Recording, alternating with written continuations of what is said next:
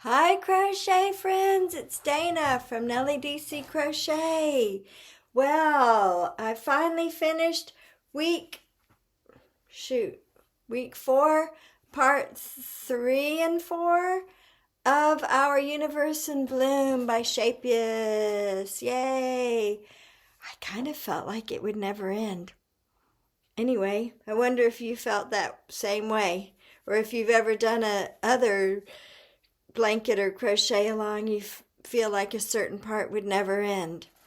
Well, I'm going to tell you a couple of tips today, just a few, and things to watch out for, and at the end, a vote.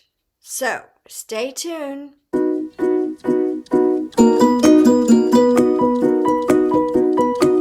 So here is my week 4. Was that week 4? Parts 3 and 4. The little lacy part, what does she call that? The garden with the blooms, the flowers. I love the flowers. But I tell you what, after making all these millions of flowers and then having to weave in the ends, I thought, well, you know what? I really think this will be the only blanket, the only Universe in Bloom blanket that I'm going to make. Although I did buy the kit for the Delft, the blue and white, and I love those colors. Two things. Well, I don't relish the idea of making this pattern again. I will be happy that I made it once. And the second thing is, I really don't like this yarn. Most of it is the Color Crafter yarn by Shapius. It just fuzzes up so much. It fuzzes up, it splits. I'm not a huge fan. So will you please help me remember next time I want to buy cotton? I really like cotton so much better. So anyway, that's one thing I wanted to say. But I wonder if I still need these stitch markers. I still have a few stitch markers here. There, at here, and here. Anyway, I thought I'd just leave them in a little bit longer in case I can't imagine why I'd need them now, because we're so far away from that part of the pattern, but I don't remember her ever saying to take them out, so they're still there. So one thing I wanted to mention is one of my tips. I only have a couple of tips, but the first tip is be sure to count these slip stitches. At the end of each row, she says how many slip stitches should be left. And I missed a few of those counting because when I got back to the project the next night, a couple of times I was off. And one time, let's see, I don't even remember which one it was. Shoot, I should have marked it. Okay, I think I found it. Right here. I don't know if you can see, but I did not go to the next slip stitch. I ended up slip stitching in the same stitch, so I ended up being off by one. Rather than, actually that happened twice. This one I feel like I did take one out and redo, but another one I had already made these flowers, and I thought there is no way that I'm going to undo those flowers. So I fudged it by adding a few chains when I got to the end, and then I was able to slip stitch to where I was supposed to be. So tip 1 is you better be sure and count along those slip stitches at the end of each row like Deidre says to.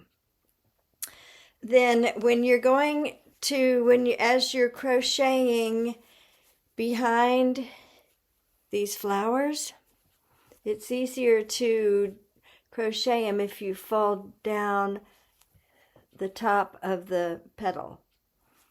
You may have already figured that out. But anyway, I found that I could not just watch TV or listen to an audiobook with this section because I had to listen to her video almost the whole time.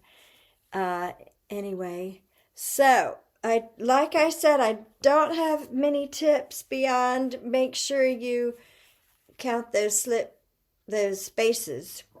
I don't know what I said. Anyway, spaces at the end of each of these lacy rows. And, the vote.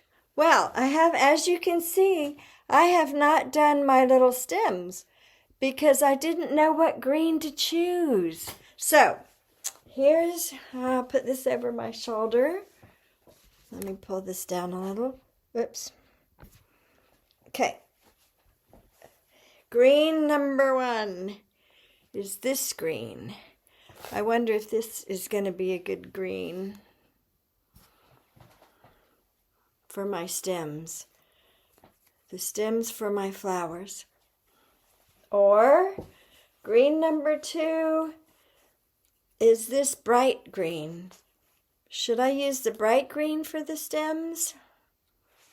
Or this kind of a muted green, kind of a bluish green actually. This is 3.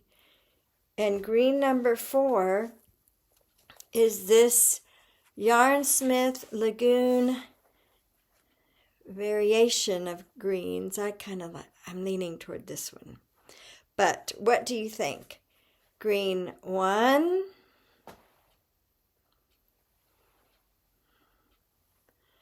green 2, the bright one,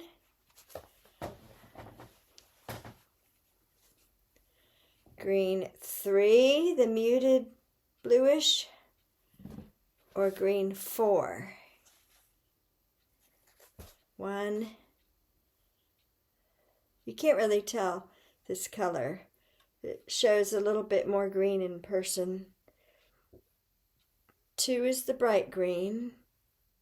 3 is the muted bluish. And 4 is the Yarnsmith variation. Anyway, I'd love to know your vote because I want to finish this up. Maybe tonight, that would be good. And I can start week 5 since I'm a week off. Well, okay. Let me know your thoughts and tell me if you're working on the Universe in Bloom. The stems are finally finished on the Universe in Bloom Part 4. Here is a bigger view. I ended up, if you saw my vote for the color green, I ended up using number 1. There were 4 choices. And although I like how, I ended up doing mine a little bit differently than DeeDee suggested. Because I felt like the way she suggested when I was doing it just wasn't very straight and neat.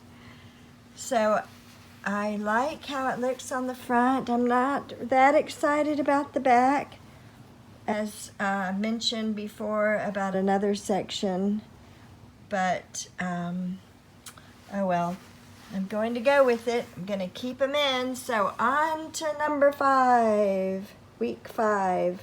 I'm Dayna, and I'll see you next time. Bye-bye.